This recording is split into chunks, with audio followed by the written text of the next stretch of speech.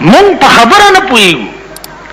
یو مولا مسله کوله چې کم شی چې ونیسئ نو بیا یې پرېږدئ ما. مطلب یې دا و چې کومه نیکي یو ځل شروع کړي نو بیا هغه نیکي پرېږده ما. خو هغه مولا اختصار نه کار واغستو چې رونو چې کم شی ونیسئ بیا یې پرېږدئ ما. دغسې پکې یو ناستو هغه واورېده وی والله چې کم شی ونیسم چې زه بیا پرېنهدم. په لاره روان دی یو سړي نه خر وتښتېدو. دته یې وی بچیا لږې راواړوه. ده ورپسې منډه که چې منډه که خر مخکې دی ورپسې بل څه یې لاس له ورنه راغه د خر لکه یې لاس له ورله لکه یې ونیوه. او چې د خر لکه یې ونیسي خو هغه لتې کي که نه دواړه لتې شو. اوس خرې په لتو وایي او د لکه یې ټینګه کړې ده چې که پرې مې خوا نو د ملا په مسله مې عمل نه راځي. ځکه چې ما وعده کړې ده چې کوم شی ونیسم بیا نه پرېږدم. غاښونه یې پې ټول مات کړه خر په لتو لتو.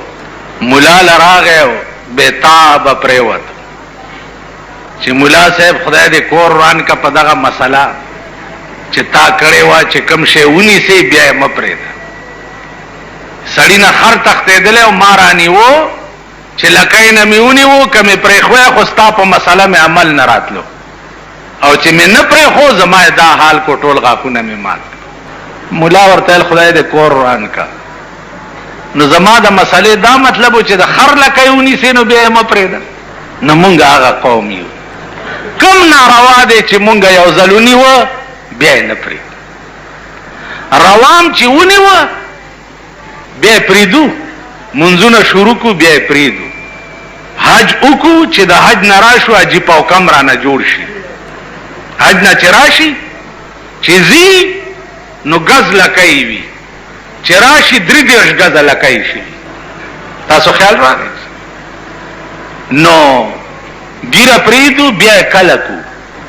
داسې ډېر کارونه تبلیغي جومات کې شي صاحبه سیروزې ولګوي چې لو ته لاړ شي چې په بله ورځ یې ګورې بیا د بازګل کوتک ته جوړي. هلکه څه بلا در باندې وشوه بیختي وځه او یاره بس خو الله مجبوري. نو نیک کارونه مونږ چرې ونیوه بیا یې پرېږده لیکن بدایم چې نیولي دي بیا یې نه پرېږده. نو زما عزیزانو زمونږ عقل شته نه. عقل کې خو به د هغه سړي څه راځي چې هغه کې عقل خو وي که نه څه سوچ سمجھ خو پکې وي که نه.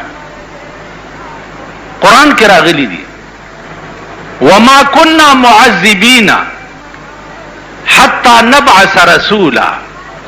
زب ترغی او قوم ته عذاب نه ورکوم چې تر څو مې هغې ته رسول نه لیږلی. ترغې پورې به زه دې قوم ته عذاب نه ورکوم. د امام ابو حنیفه رحمت الله علیه مذهب دا دی چې وما كنا معذبین حتی نبعث رسولا. دلته د رسول نه مراد عقل کامل او عقل سلیم مراد دی. دا مصطلح رسولان نه دی مراد. زب ترغی او قوم له عذاب نه ورکوم چې څو پورې مې هغه قوم ته عقل کامل نه ورکړي. د امام ابو حنیفه رحمت الله علیه مسلک دا دی چې 1,24,000 پیغمبرانو کې که یو پیغمبرم دنیا ته نه وی راغلی نو هر سړی په دې مکلفو په عقل باندې به د خدای پیژندی. وګوره ابراهیم علیه السلام معصوم بچی دی.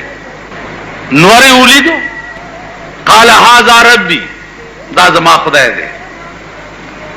فلما فلا چې نور پرېوتو ابراهیم علیه السلام قال لا احب الافلین فنا کېدونکې زما خدای نه دی. سپوږمۍ ولیده هذا ربي فلما فلا قال لا احب الافلین.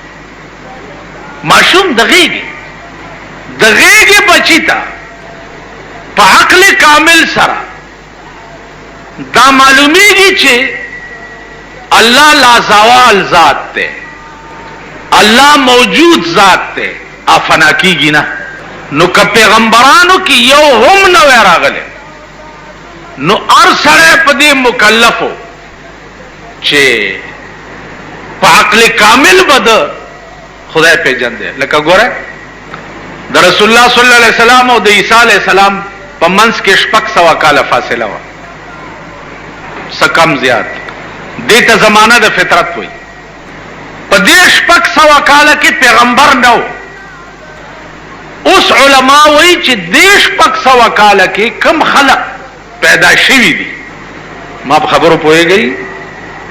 خبرې ګرانې دي، مشکله ده چې پې پوهېږئ. ماما دا خبرې داسې دي وایي دیدن مې کور ته ولا یوړو په قدرمن اشنا مې ځان بې قدره کنه. تاسو پوه شئ؟ اوس فطرت الوحی علما لیکي چې په دې 600 کاله کې دا زمانہ د چا په منځ کې وه؟ په زور ووایئ. دې 600 کاله کې چې کم خلق پیدا شوي او مړه شوي دي، نو دوی له خو پیغمبر نه و راغلی کنه. نو چې پیغمبر را نغی هدایت ورته نه رسېدو او بیا دوی بې هدایت نه مړه شو، نو دوی بیا جهنم ته لېږل دا زیاتی نه دی؟ الله به دوی جهنم ته ولې لیږي؟ ځکه چې پیغمبر یې ورته نه دی را لېږلی. پیغمبر راغلی وی او دوی نه وی منلی، بیا جهنم ته د دې 600 کالو خلق له پکارو. پیغمبر را نغی نو بیا به دوی جهنم ته ولې الله لیږي؟ دلته هم دا جواب دی چې دا زمانہ د فطرت الوحی وه. په دغه زمانہ د 600 کالو کې چې کومو کسانو خالی دومره منلی دي چې د دې کائنات مالک خدای دی او دا کائنات خدای پیدا کړی دی او دوه نه دي یو خدای دی، خو چې دومره په دماغ کې راغلي دي نو د دې 600 کالو خلق بم جنت ته ځي. نه منځونه کړي او نه حجونه کړي او نه روزي نیولې دي او نه څه کړي دي او نه څه کړي دي نه څه کړي، خو چې خالی په عقل سره د کائنات کې سوچ کړي او په سوچ دا معلوم کړي چې دا هیڅ موجود به موجوده نه، نو د دې موجوداتو مالکم څوک شتا او دوه ولې نه دي یو ولې دی؟ ځکه چې دوه وی نو دا کائنات به اوسه پورې رنګ وی، دا بوران وی، یو به ویلی باران کوم بل به ویل نه کوم، په جګړه به وی کائنات بوران شوی وی. لکه ملکونه چې په یو حال نه پاتې کیږي سره وران شي. یو ملک یو څه وی، لکه یو ځل چین الزام لګولی په هندوستان باندې چې تاسو زمونږ ګډې پټې کړي، بانا یې وله جوړوله، سره ټسو مارې جوړ کړ. مونږ او هندوستان سره زمونږ یو اډوکی په منځ کې پاکستان شریف پریښی دی، اډوکی غوښې تقسیم کړي دي، اډوکی پریښی دی چې هغې ته کشمیر وایي. نو هغه اډوکی تر اوسه پورې لا په دې ملک کې پروت دی. هندوستان هم ورته غړمبېږي او مونږ هم ورته غړمبېږو. نو مونږ چې نوی حکومت جوړو نو هغې کې یو وزیر د امور کشمیر وزیر هم پکې جوړ کړو. تاسو خیال راغی؟ یو وزیر پکې د امور کشمیری. نو هغه کشمیر اډوکی چې دی الله زمونږ خولې ته راځي او نه د هغې خولې ته راځي. نو داسې ملکونه لکه څنګه چې بچ نه پاتې کېږي، داسې که خدایان دوه وی نو دا کائنات بم کروڑونه او لکونه او اربونه کاله وشو تر اوسه بچ نه وی پاتې، وران به وی. او دا الفاظ قرآن ویلی دي چې لو کان فیهما آلهة الا الله لفسدتا. اے پیغمبر دے قوم ته وایا که په دې کائنات کې د یو نه سوا ډېر خدایان وې نو لفسدتا، د ځمکې او اسمانونه به دواړه وران شوي وي.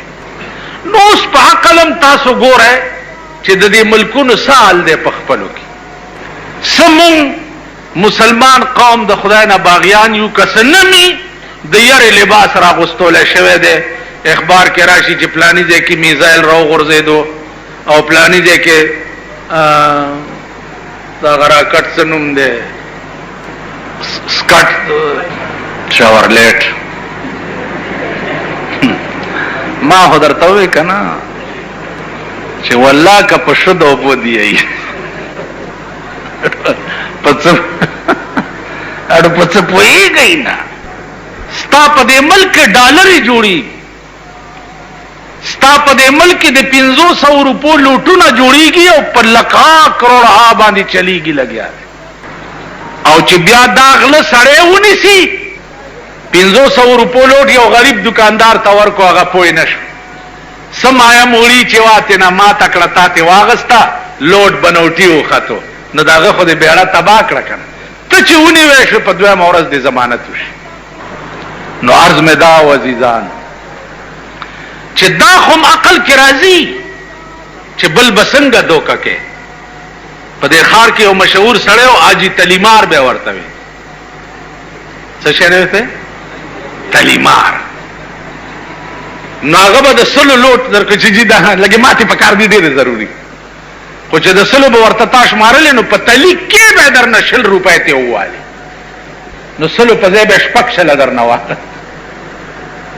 نو یو ورځ تانیدارونی وو منصور خان نامه واغونی وو نو مال راوستو چې جی دا حاجی تلیمار دے لګ نصیحت ورته ما ته وی چې مولانا صاحب زو تلیمار نه زو لاس هنر خرصوم چا دوس باندې کې لوټ مات کو ما هغه کې پوی نشي نو ما ته څه ګناه ده هغه پوی نشي زو 100 روپۍ پکې هوا ما نو هغه به وقوف تلک عقل پکار دے کنه ما ته څه ګناه ده تانیدار ته خبره ټیکو کړه نو مونږه حاجی تلیمار باندې خو پویږو بنوټي لوټ چلولو باندې پویږو حاجی جعلی دسخط باندې پویږو بنوټي کاپو جوړولو باندې پویږو او چرته چې د عمل د تللو سوال راشي چې زمونږ اعمال به څنګه تلل کیږي نو دا زما عقل کې نه راځي د قربانۍ متعلق صرف 2 خبرې ستاسو په مخ کې عرض کول دي یو دا چې د قربانۍ بنیاد څه ده او دویم دا چې د قربانۍ احکام څه دي عزیزانو بنیاد د قربانۍ چې ده هغه د حضرت آدم علیه السلام د زمانه نه تر اوسه پورې وقتن فوقتن دار چا په دور کې شوه ده او دا د تاریخ وغیرہ خبره نه ده دا د قران کریم ذکر ده د آدم علیہ السلام د زامنو متعلق چې الله فرمایلی دي اذ قربا قربانا فتقبل من احدهما ولم يتقبل من الاخر د دوارو زامنو په خپلو کې اختلافونو دي ته ویلې شو چې تاسو قرباني وکړئ چې کوم یو په حق ای داغه قرباني به قبول شي او چې کوم په حق نه ای داغه قرباني به رد کړي شي نو د هغه دواړو په قربانۍ کې د یو قرباني چې وا هغه ګډوره و چې څو وخت کې د غره د پاسه کېخ وي نو اسمان نه سشر راو او هغه ګډوره چې د هغه اوچت کو حافظ ابن کثیر لیکلی دي چې دغه ګډوره نیغ بوتلو جنت ته او تر اوسه پورې دغه ګډوره په جنت کې اوسي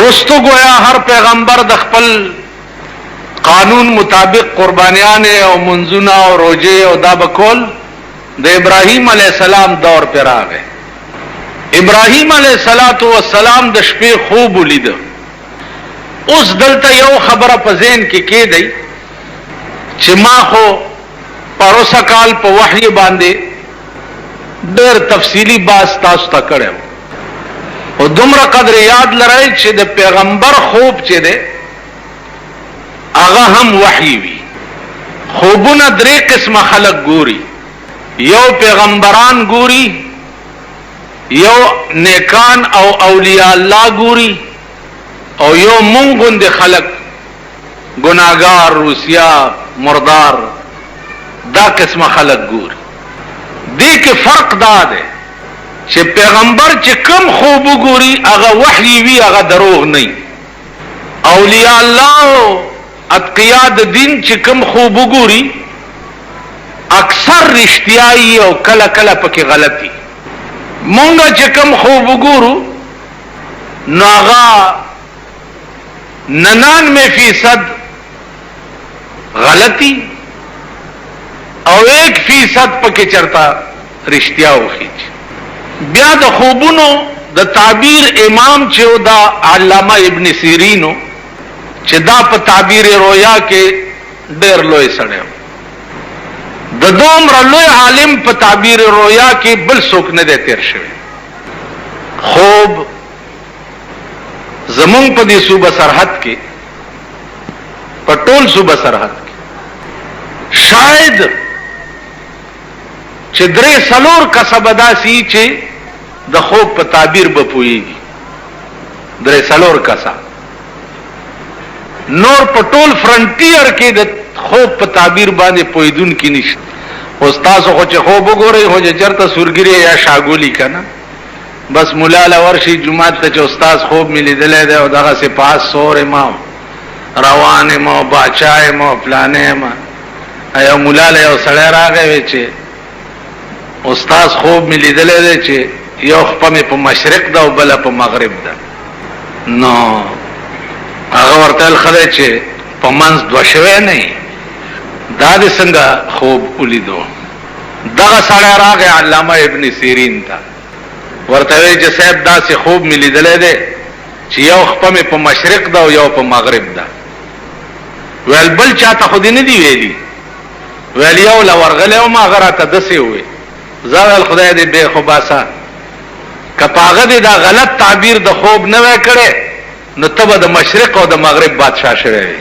تاسو خیال راغی؟ نو علامه ابن سیرین چې دی دا ډېر لوی سړی او لوی امام پکې انبیاء علیهم السلام کې یوسف علیہ السلام تیر شوی. هغه ذکرم قرآن کې دی. څنګه دی آیات؟ ان الشمس والقمر رأيتهم لي ساجدين. سرنوایا اذ قال یوسف لأبیه یا ابتی. یوسف علیہ السلام خپل پلار ته وی یا ابتی انی رأیت 11 کوكبا والشمس والقمر رأیتهم لی ساجدین. اے پلارا ما خوب لیدو چې 11 ستوري او نور او سپوږمۍ دا ما ته سجده کوي. پلار ورته څه وی؟ یا بنیا لا تقصص رؤیاک علی اخوتک فیکیدو لک کیدا. پام کو بچیا چې دا خوب رونو ته و نه وي سفرې بدر ته جوړ کی. یوسف علیہ السلام چې دا خوب پلار ته بیانولو رونه پټ ولاړو هغه واورید. رونه تو بس غفار رونه په هر زمانہ کې د خدای قهر. شکر وباسم چې رور می نشته. شکر وباسم چې خور می نشته. خور لا د خدای قهر دی او رور لا د خدای قهر. او بیا د زمون په زمانہ کې خو پناه په خدای. رونو خپلو کې صلاح وکړه 11 واړو چې راشي کنه پلار له خوبونه بیانای په دې چل پلار ته ځان نږدې کوي او مونږ رستو کوي. راځي چې چرته غړنګ ته وغورځو. لوی باس ته قرآن کې سورۃ یوسف کې چې په فریب بوتلو کوی ته وغورځو.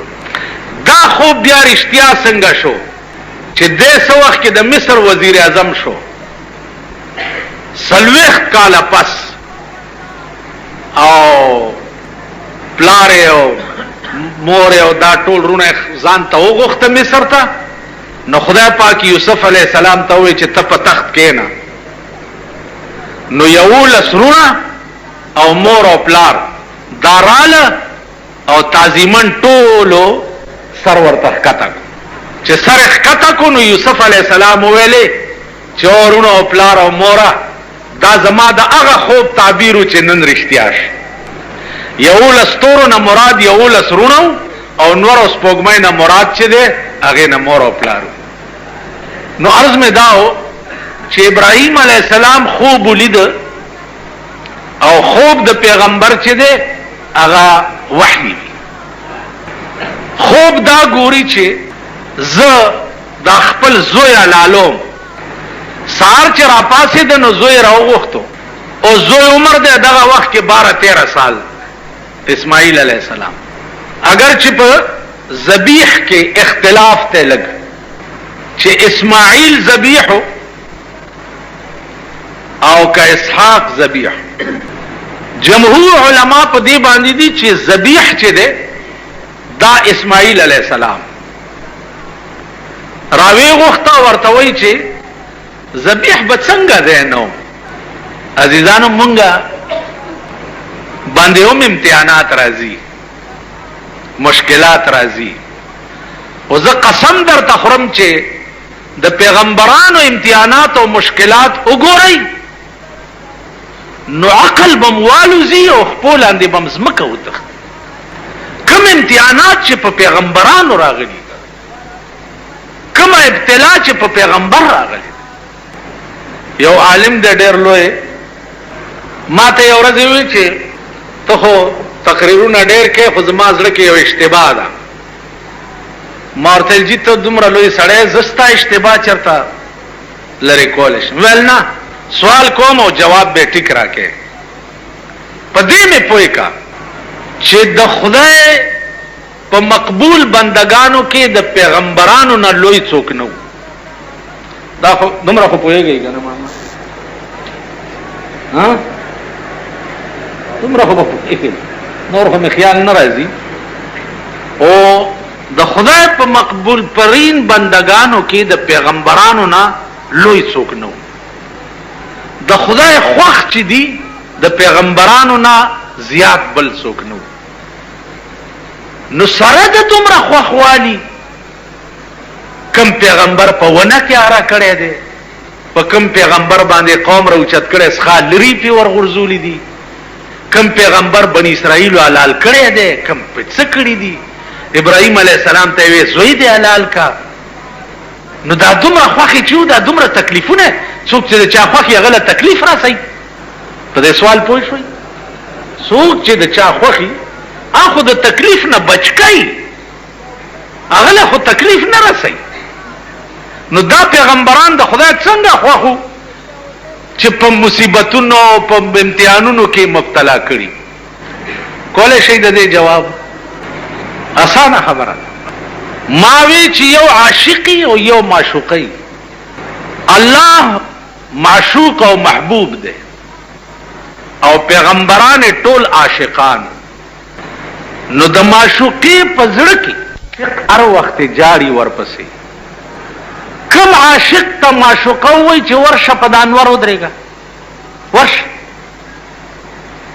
او ته منډه کې او په د انور ودرېږه، ورشه دی کوی ته ټوپ کا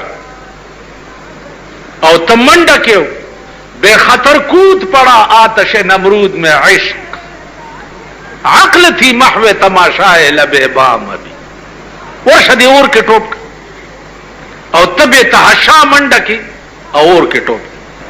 نو د معشوقي په زړه کې د هغه عاشق قدر زیاتی چې کوم د معشوقي په اشاره باندې اور ته ټوپ کوي، کوی ته ټوپ کوي. زکریا علیہ السلام چې په ونه کې راکېده ویل که आवाज دی وکړو نو د پیغمبرای د لیست نه به د نامه وباسم. هغه چې په ورله نو جبرئیل ورته راغی چې کدی आवाज وکړو یا دی وای وکړه نو د پیغمبرای د لیست نه به د نامه وباسم. هغه خندل او په منځ دوه شو. نو ما وی چې نو ما ته وی چې خدای ته خو پته وه. په دې سوال او جواب خو پوه شئ که نه؟ خدای ته خو پته وه چې زما د عاشق چې دی په دې امتحان کې کامیابیږي، نو بیا یې پې ولې امتحان کولو؟ خدای ته پته وه چې ابراهیم علیه السلام به زوی حلال کړي ما دپاره، نو بیا یې پې ولې امتحان کولو؟ نو ما ورته ویل چې مولانا صاحب خفه نه شي، د امتحانات د پیغمبرانو چې دا تا او ما دپاره و، تا او ما دپاره سبق و چې تاسو وګورئ ما په خپله خدای کې پیغمبران په دومره لوی لوی امتحانونو کې اچولي او د الله د خدای نه شکایت نه وکړی. نو که پتا مې امتحان راوستو چې شور ونه کې.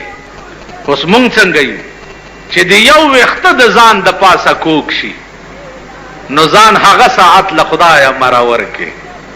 یو ویښته ته به دې ونیسي، وای خدایا زه دې لیدلی ما، زوی دې مړ شي، وای خدایا زما زوی دې لیدلی، نو ستا زوی نه د بل چا مړ کړی وی.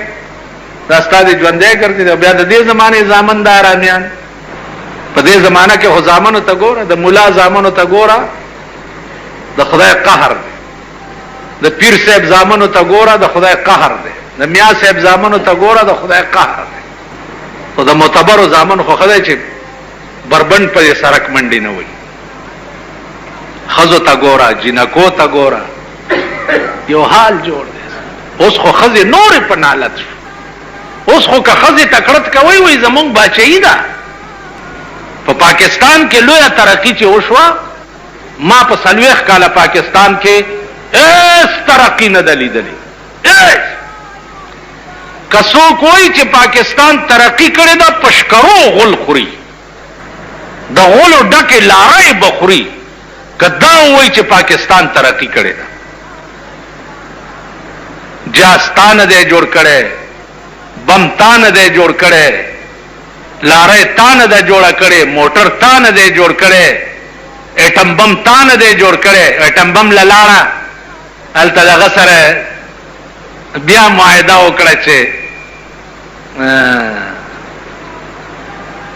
امریکای صدر بوش برش په ومګېدو وعده ور سره وکړه چې زه اټم بم نه جوړم ځکه چې زمونږ بتکده خو امریکا ده کنه هر یو چې راشي لاړ شي هغه ته زه چې وړوکی ومنو په دې جوګنشاه کې د سیکانو ګوردواره وه ګوردواره وه نو دا سیکړۍ به را روانې وې سهار وختي ګوردوارې ته نو زه اوس ولاړم نو یو سیکړۍ بلې ته وایي چې کتنے چلیے هغه چې ګوردواره متھا ټیکن چلیاں متھا ټیکن نه ای بلاړه ګوردواره کې اگرن ته سجده ولګوله بیا به تتله دا د هغې عبادت و نو زمون ګوردواره چې دا امریکا دا خو چې څوک مشر شي متا ټیکن تال تلار شي او ورته وایي چې ستا په رحم و کرم به چلیږم چې څه د دې ځای هدایات وي هغې باندې به چلیږم خو ما ته د کرم په نظر وګوره بټو صاحب چا پانسي کړی خو امریکې کړی دی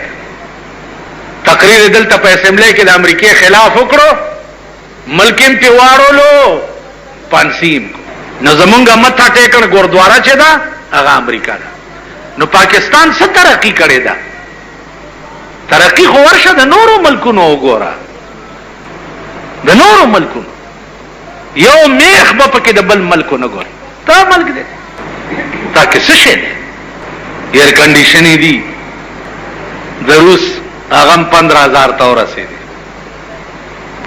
فریجونه دي کته په باډي جوړه کې پارټس کم ځای نه راغلي دي تاسو تر یو ترقی په ملک منم چې د پاکستانو خزو داسې ترقی کړي دا او دومره لره لاړې دومره لره چې دا بستاسو هغه ومه پیړای چې د قبرونو نه راپاسي دا خزي به بیا خپل ځای ترانه ولي تاسو خو پرې دا کنه سحر میں یو مولا لیدو خزه په ډګډګي ځان پسې سواره کړو جمعات امام هغه په ډګډګي او کور دې شبيړه دې غرقش مالباسوس اوس قیامت کی الک داولی لما ته هم کته وی کته مسکه غوندې شو چې راشه کنه څنګه خکار نه کړي تو نالت پدا سے ملک شو خواص رهنمایان د دین رهنمایان د قوم په خدای قسم چې داغي په کورونو کې ټي وی ګانې او وی سی آر چلی رهنمایان د قوم چې دا قوم په بزرګۍ ورته ګوريو لاسونه سپي هغه کورونه چو اولاد چې وګوري د اسلام نه بدړه تور شي دا زمونږ حال دی نو ترقی د ملک صرف خزو کړي دا سړی نشته خزوا امتحان د ابراهیم علیه السلام حکم ورته وشو چې ابراهیم اسماعیل د مور په غیږ کې دی او د بیبی نامه د بیبی هاجره علیها السلام. دا خزه او دا زوی دی د شام نه بوزه او د مکې په دشتو کې پریدا او تتزه خزه او زوی روان کړ د شام نه رااله مکې ته. مکه دغه وخت کې وادي وا د دوه غرونو منځ کم ځای کې چې اوس آب زمزم کوه دی دغه ځای کې خزه او بچی کینول او دې ته روان شو. خزه ورته چرته دي سړی دا مونږ دې چرته پریخو ویل چې چا راته ویلي دي هغه ته مې پریخو او زه درنه لاړم شام ته. بیبي هاجره ورته ویل چا درته ویلي دي؟ ویل او چا راته ویلي دي چې اسماعیل او هاجره دلته پرېږده او ته ځه. ویل ځه چې چا درته ویلي هغه پوهېږه او زمونږ بندوبست پوهېږه. ښځه وه اسماعیل تکی شو ماشوم دی لتې ټکئ نو مور یې اوبه لټئ د دې صفا مروه په دې منځ کې بیبي هاجرې او ترې منډې ووالې. کله به په یو غونډۍ وخته اوبه به یې لټولې کله به په بله غونډۍ وخته اوبه به یې لټولې. آخر اوبه نه وې ناامیده را روانه شو.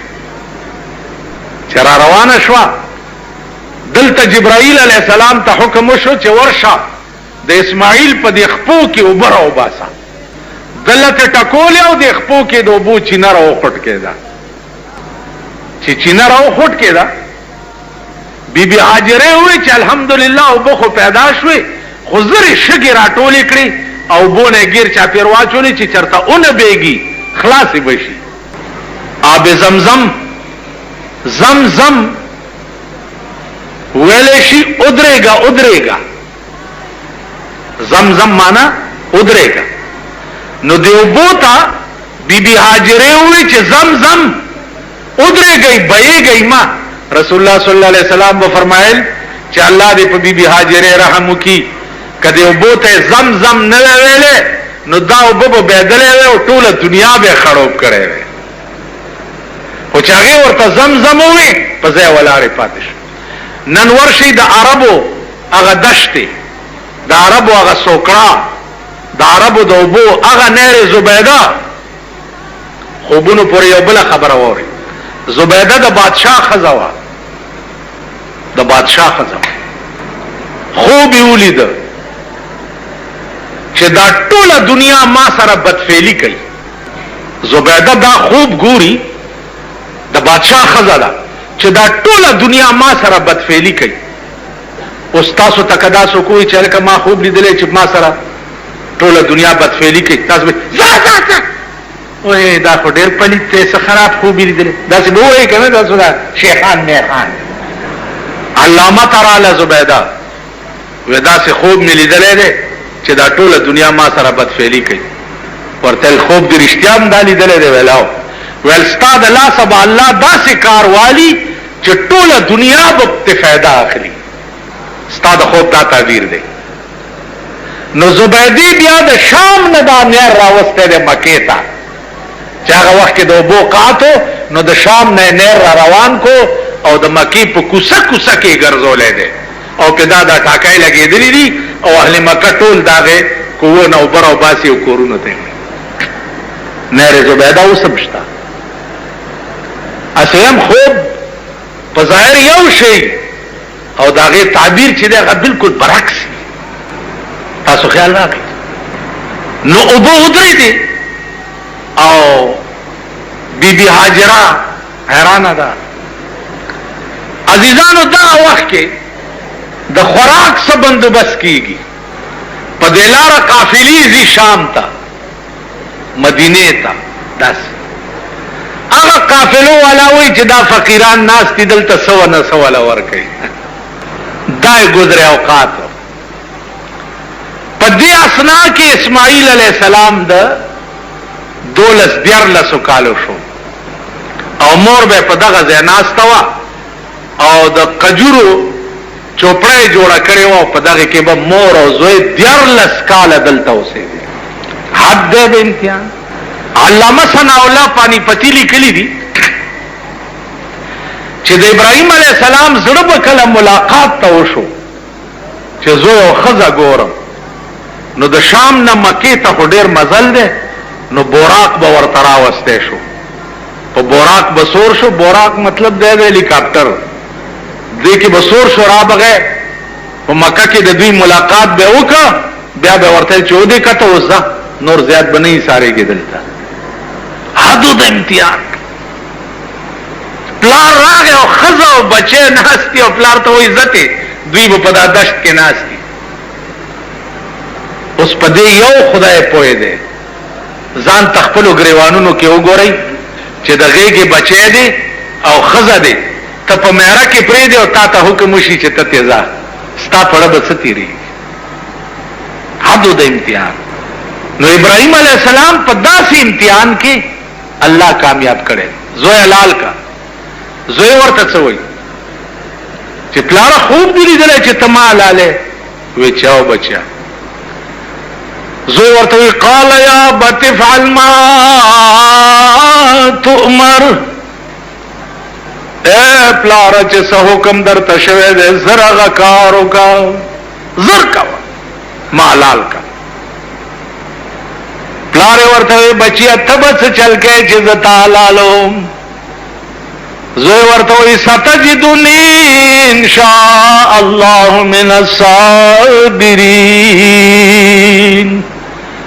اے پلاره په خدای مې دې قسم وی زرد چې بیا به مو مې مال را چې زبستا د چړې لاندې صبر کوم، ته به مې حلاله او زه به صبر کوم. دا د قربانۍ بنیاد دی. عزیزانو نور قصه لګه اوږده ده. احکام دادی چې 2,500 روپۍ چا سره وي، هغه د پاره دا شرط نه دی چې کال په تیر شي، هغه کال تیرې د شرط چې د زکات د پاره دی. 2,500 روپۍ دی ورځو کې چا سره وي نو پاغه قرباني واجب ده. ځان لا ګډوره نشي اغسته نو چا سره دی عیسو نیسی. خدا خیال دی کوي چې عیسا د داسې خلقو سره ونیسي چې داغي پیسې مردار نه کوو کسو یو غوا یا میخه پیسې کې ونیوا او پدې کې د یو سړی پیسې حرام وي نو د شپږو نورم قرباني نه ده شوی. بیا نو داسې ښکارا پلیت چې دی هغه نه بزان ساتي. مثلا د چرسو سوداګر دی، د پوډرو سوداګر دی، جوارګر دی، غل دی، ډاکو دی کنه جی. نو داسې قسمه پیسو والاو سره به شراکت په ساروي کې نه کوي. مزدور دی، دکاندار دی وغیرہ وغیرہ، دفتر کې بابو دی، زیات وسه نه رسی او 400-500 روپۍ سنیوي شي. داسې قسمه خلقو سره عیساونی سي. بلکې بزرګانو تر دې پورې لیکلي دي چې د یو سړي وس بالکل نو او په قرض پیسې راواغسته او قرباني وکړه نو الله پاک به مخه کال لغنی کی. خدا واجب نه دي او نه ضروری دي. شوق هو ول چې کومه کدا سے حکم نو مخه کال لبه خدای پاک غنی کی. باقی بعض خلق تپوس کوي چې ساروی ګډ شي یا کرامات شي یا څه شي. ګډ چې داسې وی چې د لاله دو زیاته پخپل اتلی شي ګډ ګډ رواني نو په دې قرباني کیږي. وګونه غسوی د بعضی ساروی کم وخت چې 3 سی وی یوي سا غسوی پاغي قرباني کیږي. 3 سی نه یوي سوي پاغي قرباني نه کیږي. دا عیب خکر پاس ماته قرباني پکېږي، لاندې ماته چې وخت ته نقصان رسولې ده بیا په قرباني نه کیږي. باقی نر او خزا ګډوره میخه غوا میخه اوخ وغیرہ دا ټول پکې یو برابر دي. ګډوري کې دویم سره نشي شریکې دي. غوا میخه کې سلور قسم کې دي شي، شپغم کې دي شي، دوم کې دي شي. بعضی پختنه کړي چا کمقلنا وې تاسو خو سلور یې طاق پکار دي. طاق اصلي د خدای په قهر اخته شي په منډو شي چاله وې چې سلور یې پنځم کم ځای نه پیدا کسلورین پکېږي، کدوین پکېږي، کيوین پکېږي، کوین پکېږي، کشپګین پکېږي. ته پوه شې په خبر باندې. نو الله دې توفیق درکړي. پاتې شو غوښه د قربانۍ درې سي کول دي مستحب کار دی. یو غریبانو ته، یو خپلوانو ته، یو ځان ته ساتل. اوس دی وخت کې